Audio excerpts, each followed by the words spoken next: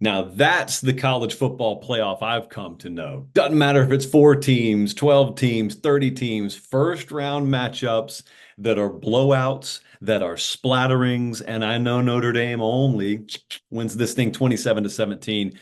Pretty lopsided. I think you and I both watched the same game. Pretty lopsided. So a lot of stuff that stood out to me here, but this kind of one game sample size so far. I know we got a lot to go, but it kind of feels like those old Alabama versus Michigan State first round games, Alabama versus Washington. Georgia's done this to some teams. Just you got an overmatched opponent, and then they come in, they don't do anything special, and they just get suffocated. And it's a very boring game, which is so beautiful for the favorite. Notre Dame, boring can be so beautiful. In fact, I would tell you if you woke up this morning and you told a Notre Dame fan tonight's game is going to be pretty boring, ka-ching, you know you're winning. And you don't know what the score is, but you know you're winning. Now, conversely, if I told you, oh, it's going to be an instant classic tonight, you could still win that, but you're going to have to sweat. So no sweating. I don't think that was possible in, sub-freezing conditions anyway. But speaking of freezing, this was a classic freeze point game. Indiana faced two of them this year, and they went 0 for 2.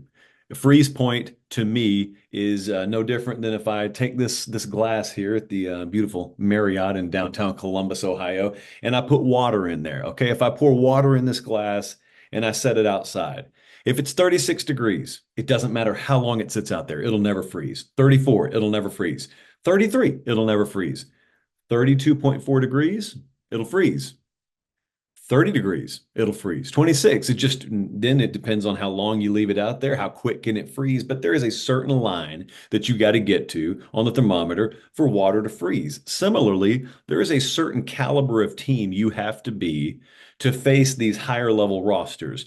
And if you are that, then you can hold your own, you can trade punches, and to a greater degree, the higher you go up the ladder in your own quality of team, the better chance you have of beating them. But you got to be at least a certain rung on the ladder. You got to meet the freeze point, or else it's a moot point.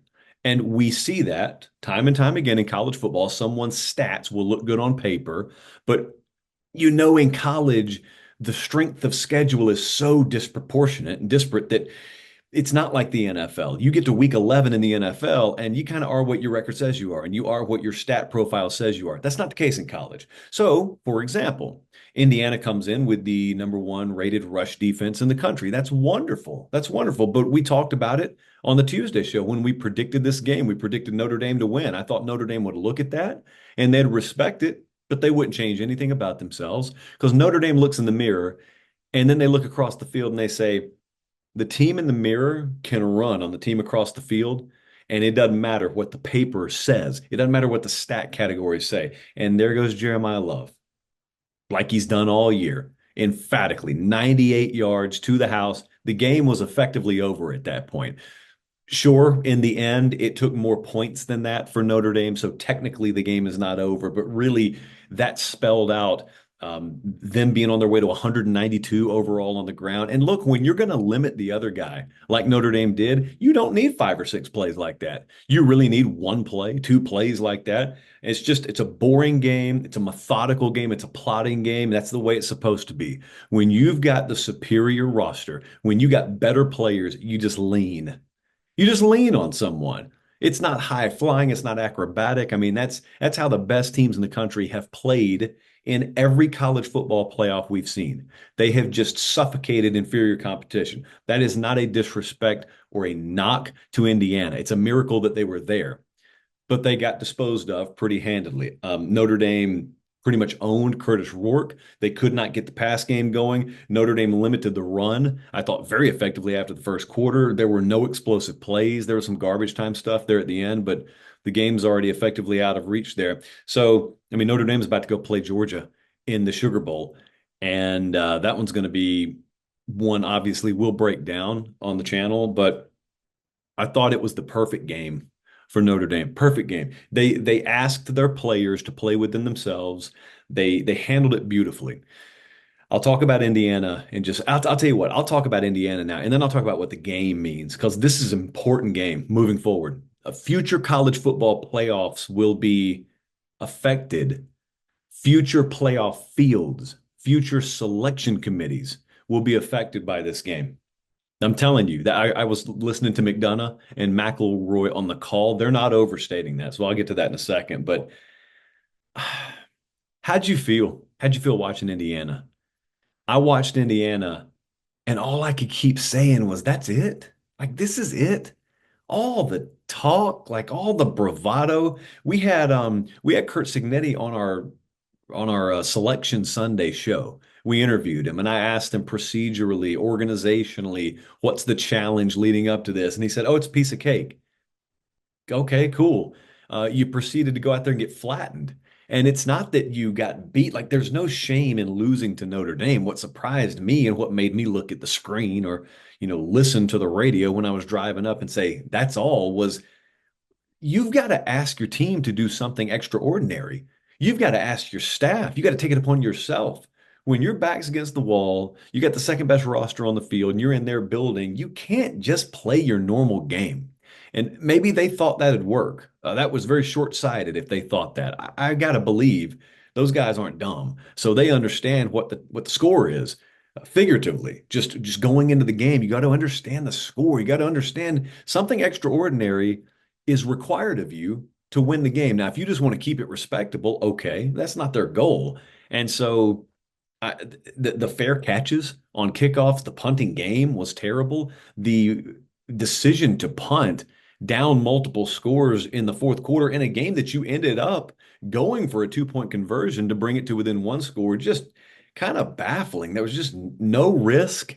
I'm not saying they did this. I'm saying it felt like a game that was being played in week 9 where you were trying to keep it close to pad your resume.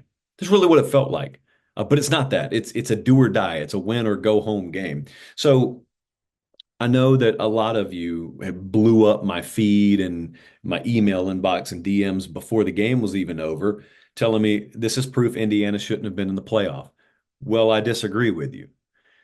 I don't mind if you thought Indiana shouldn't have been in the playoff as long as you said it this morning, as long as you said it 2 days ago. I am in no mood.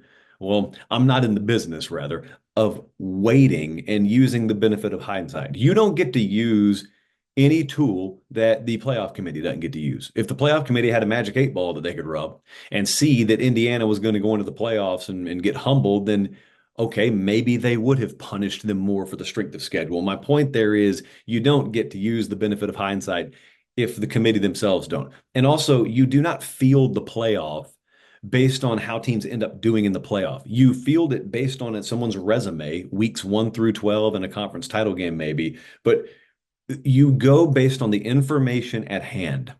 Okay, that's your resume, that's your body of work, and everyone's got one when it comes to Selection Sunday. And you look at Indiana's, and you can't look at it in a vacuum. I know their strength of schedule sucked. We talked about it the entire year. I'm the first person who tells you you are not what your record says you are in college football. And so I've got no problem with you, even though I may slightly disagree with you. If you looked at Indiana's resume before the playoffs began and you said, I don't think they deserve to be in, mild disagreement with me, but that's okay. I respect that opinion. What I don't respect is someone who didn't speak up beforehand, waited to watch the outcome of the game, and then say, oh, they didn't belong. They didn't belong. That's like someone who doesn't question play calling. Then you wait and see whether the play works or not. And then you question the play call. Well, that's not how it works because the guy in the booth doesn't get to rub a magic 8 ball and see whether the play is going to work. The committee doesn't get to rub the magic 8 ball and see how the playoff field is gonna pan out. But this game was very important.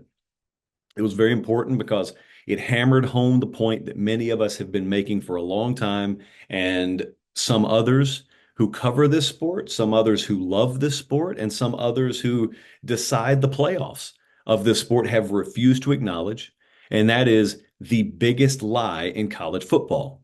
You are what your record says you are. And it is a lie. It has always been a lie. The gulf in strength of schedule, one conference to another conference, one team to another team within conferences sometimes is so vast that you simply have to use different mechanisms than valuing records if you're going to seed a playoff. Now, you'll get some agreement on that. Like I'll get some agreement on that. But here's where the rubber meets the road. You'll get some people willing to go along with that as long as there's only one game's difference in the loss column. Like they're willing to say, oh, yeah, I could see a 10-2 team being better than an 11-1 team. Could you see a 9-3 team being better than an 11-1 team? Oh, I don't know. That's a bridge too far. Why? Man, you can't put a three-loss team against a one-loss team. And there you go. Why? Well, I mean, you got to make the games on the field matter. Oh, I am. That's the classic gotcha argument people use, by the way. Well, if you put a three-loss team in over a one-loss team, then you've told them that the games on the field don't matter. No, I've told them the games on the field very much matter, but that I've actually paid attention to them. Have you paid attention to them? Oh, by the way, the people making that argument in most cases have not watched an Indiana football game all year or a Boise State football game all year. Like they don't, there's a lot of nonsense in the room, but this game was very important because Indiana got owned pretty thoroughly, despite what the final score tells you. If you watch the game, you know what happened. This will be in the room in the future when the strength of schedule debate is being had, and hopefully saner minds prevail. I have always maintained this, and I will always maintain this, and I'll hammer it home again. Vegas odds, Vegas power ratings have no business ranking teams for the playoff committee. The playoff committee has no business using what the odds would be and who would be favored to seed the thing. It should never be in the equation. I put out my own power ratings every week, and every week I tell you this is not reflective of what I think the playoff rankings should be. Total separate process than what you're doing if you're power rating. But I have always said Vegas odds making protocol does have a place and should have a place in the college football playoff selection process, and it should be in determining real strength of schedule. Do away with your bogus records and wins against teams with a top 25 ranking and all this arbitrary nonsense. You go and you take the best cappers in Las Vegas and you make a cumulative power rating 1 through 134 based on their numbers, and then you base strength of schedule off those and then value it and adhere to it. And Indiana would have been way down there this year. And you would have had other teams with three losses like South Carolina or Alabama or whatnot that would have been way up there. And you know what? I'm still not sitting here telling you that I think either of those teams should have been in over Indiana. I thought they were flawed enough to where a one-loss Indiana with a poor strength of schedule still earned benefit of the doubt because they did body bag most of the teams they played. So I didn't have a problem with the field. But I am telling you wholeheartedly that I think in the future, the selection process is going to take this into account. I think they're looking for a reason to take it into account, and they should. So now you are going to have Indiana go home. For all I know, this may be the closest they ever get. It was a magical season. Congrats to those guys. But bigger congrats to Notre Dame. They won the game. They're going to go play Georgia. FanDuel already had the hypothetical line out that you could bet this morning. Notre Dame -1.5. That was the market this morning. Now that the dust clears, we'll see what it is moving forward. But we're one game in. Can't wait for Saturday.